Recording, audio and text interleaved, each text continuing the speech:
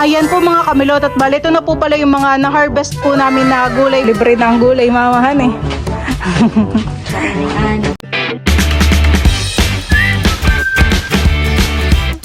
What's up mga kamilot? Welcome back sa aking channel. Sa birthday's vlog po ay papunta po kami ngayon sa Bakuran at bali kasama ko po si Tita Jo at Tita Onyx. Sila po ay manunungkit po ng mangga. Ikahuhulog ay ho, ito matamis.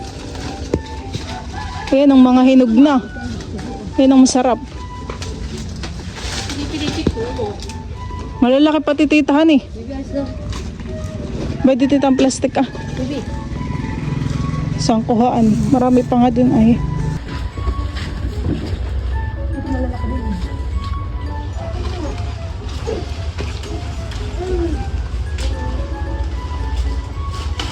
Si Bal naman po yung nagdidilig doon ng mga tanim.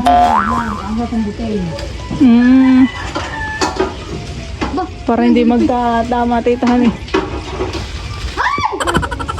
Talagang mahuhulog. Dapat ay may sima.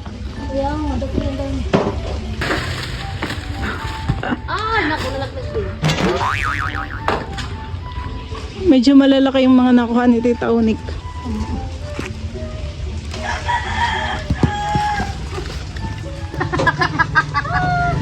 Loko! Ito, ganda malalaki. Ito tinuro ni Milot. Hinog na po talaga yung mga mangga. Ito po yung sinungkit ni Tita Onyx.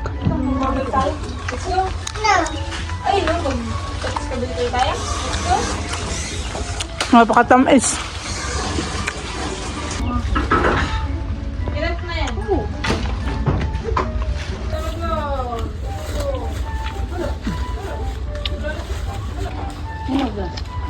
Ito ikaw. Color. Ikaw.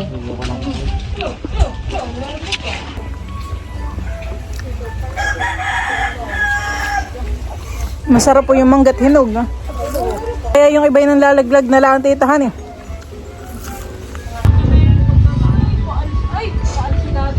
Idro, ikaw mangga. Kain ka na. Masarap Milot at hinog na ganito ang gusto ko. Mga madidilaw na puhan eh. Pauwi na po si na Papa. Nakulaklak na yung kabay ah. Kabay yun.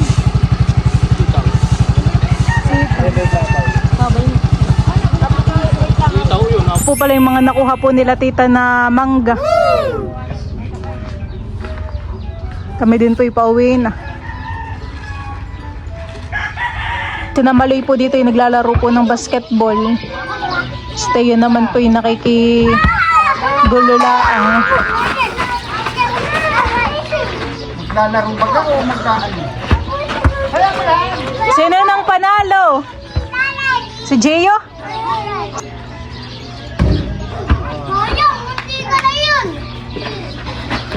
Magano ka na pakagay na patakbakte yan. Nako.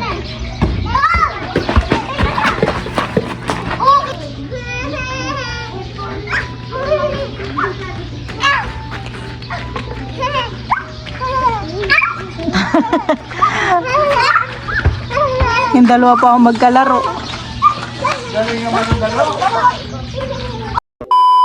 Yan po at bali kami po ay nandito po ulit sa Bakuran at si Mama daw po ay magluluto ng sinigang po na langisi. Kami rin po ay mamimitas po ng aming mga tanim na gulay pang sahog. Po ay may sitaw na uli. Marami ding talbos. Kakatuwa pong mamitas mamaya. Ba, marami na rin pong bunga ang sili. Parang halos lahat po ng punoy may bunga na. Ayan po ah. Wow. Ready sa mga sinigang.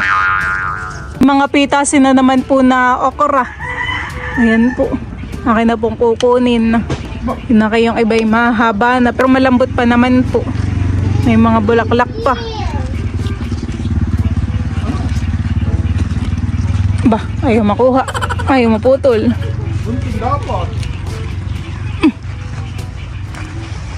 Yan po at gagamitan ko na po ng kutsilyo. Ako po medyo nahihirapan pagpitas. Si Mama naman po doon ay nananalbos. Na po agad yung mga nakuha ko po na okra. Dito lang po yun. Marami po dito na tumubo po na kabuti. Pero parang ito naman po yata hindi kinakain. Dami. Gawa po ng laging umuulan ay nagsitubuan ng mga mushroom.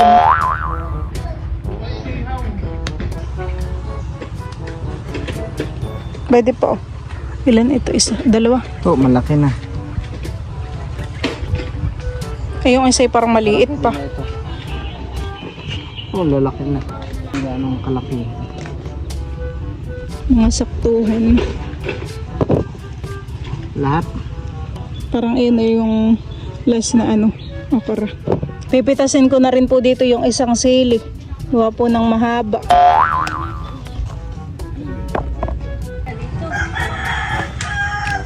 Meron pa po dyan.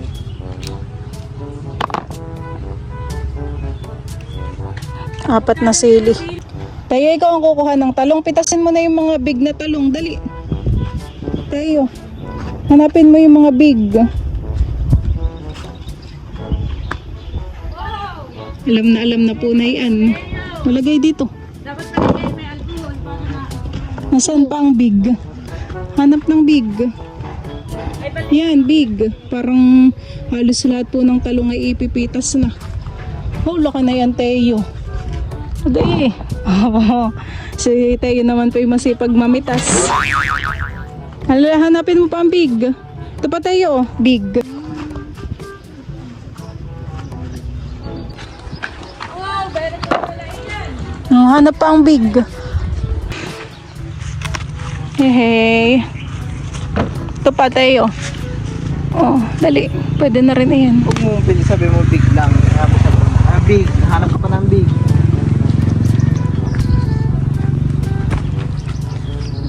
Oops. Mahuhulog. Ayusin mo. Another big one. Hanap ka na ng big. Ito yata. Pwede na tayo. Big. Oh, madami tayo palang talong ngayon. Oh, big.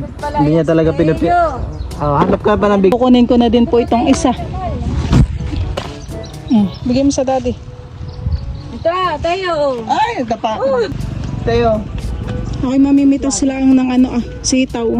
Mama, tubo na po pala dito yung tinanim mo na talbusan eh. Tubo na po yung tinanim mong talbos sa okra. Ako lang po yung nagtitingin dito ng sitaw.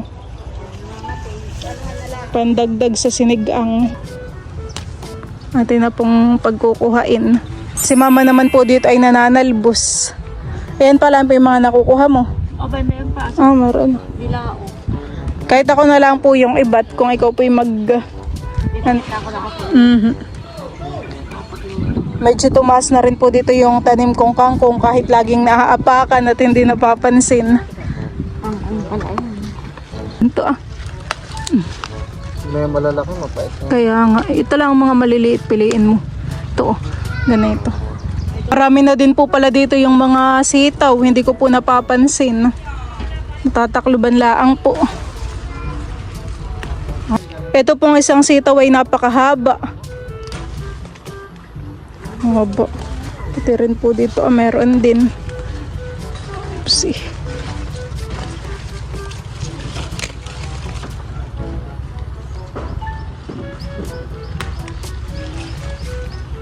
Mama, ito po yung mga nakuha kong sitaw. Ayan po mga kamilot at bali. Ito na po pala yung mga na-harvest po namin na gulay po dito sa bakuran. Thank you Lord at meron po kami ditong mga okra, siling green at saka po mga talong.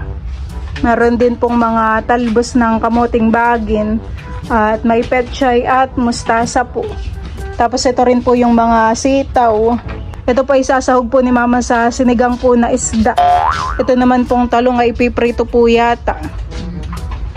Wow, libre na ang gulay mamahan eh. Meron pa po ditong mga maliliit. Dadagdag po natin dun sa mga nakuha po ni Bal. At ito po ay masarap din ay sa sinigang. Gulay pa lang naman po ay pwede ng ulam. Ito pa po yung aking mga nakuha. Dadagdag pa po natin doon. Lagyan pa natin ng pamabula. Isasawag mo po mama lahat yung gulay. Oo. Masarap nga. Sarap yung maraming gulay. Hati na lang po itong okurahan. Yung malalaki lang na, parang. Pakukulang ko muna itong gulay. Wow! Yung balik ka ng kawain. Nasaan yung shoes mo? Matitikman ng tanim na sitaw. Dati po paisa-isa lang ang bungay. Butit nga inay na kay marami na. Si Papa po dito yung nagdidikit na po ng apoy at si Mama nga po yung magluluto na. Itong mga gulay. Ang ganito. Hindi na gano'n. Ang babos na kasi.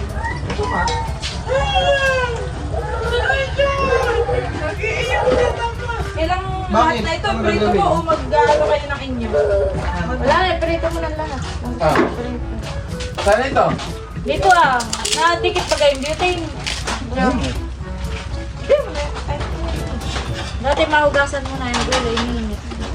Akin na ito. Suwa ako muna.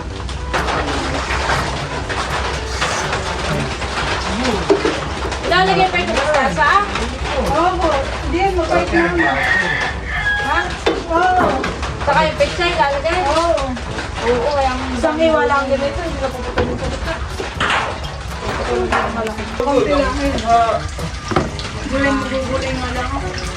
Hindi naman naubos, hindi. Ayun na.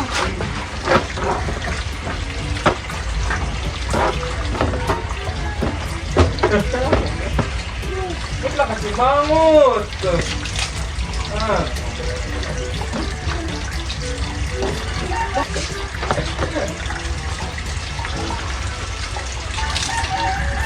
Wala ano eh.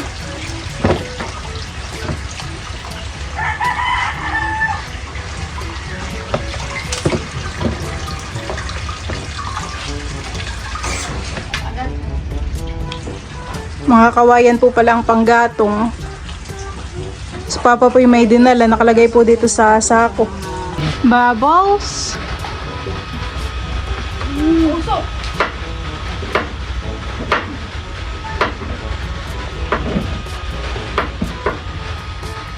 Kami po ngayon nahihingi po ng kalamansi dito kala Ma'am Grace. Sino kaya ang tao diyan, Teo? Baka sila ay nasa school at may pasok. Parang walang tao, hani. Ano kaya, may bunga? Marami palang bunga. Kami po ay kukuha po dito ng kalamansi.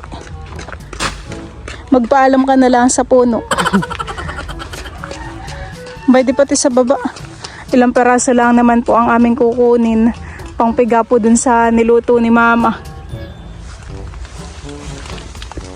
Pwede rin palang panungkit yan kay Teo eh. Ba't saan yung nahulog? Doon. Ulitin. Po pala yung mga nakuha po namin na kalamansi. Kidja. Teo say kidja. Kidja. Teo po yung may ukot dun sa likod. Tinatry po namin gupitan ni Balay. Ano po iiyak-iyak. Hindi magkaig eh. Naprito na po pala dito ni Kim yung iba pong talong. Siya po dito ay may nakasalang pa. Bang, hani.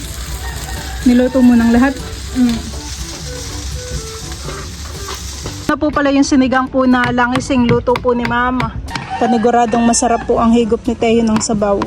Yan po at ngayon po pala ay nililinisan po ni Bali si River. Kanya pong binabacuum. Kami naman po ay pagpunta po ng Sambales ay kami po ay magko-commute. Mas makakatipid tayo. Pinalinis lang ng papa para pagagamitin na lang malinis.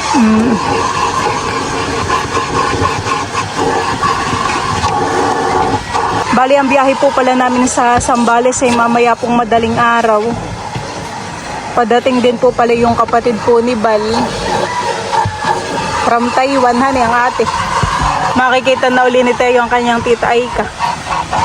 Ilang taon din? 2 taon din, hani. Parang 6 months pa lang si Teo na yun nung nandito yung ate, hani. Nung binyag po ni Teo. Dito po yung ate ni Bal. Okay na din. Ayan po at sinasabon na po ni Bal. Kinukuskus na. Dun sa kabila ay na ano mo na, nalinisan.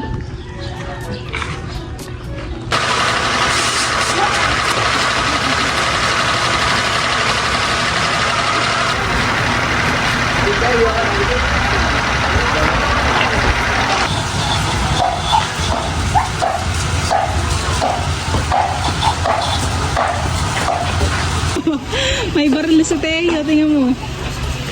Mamamaril na pala yan.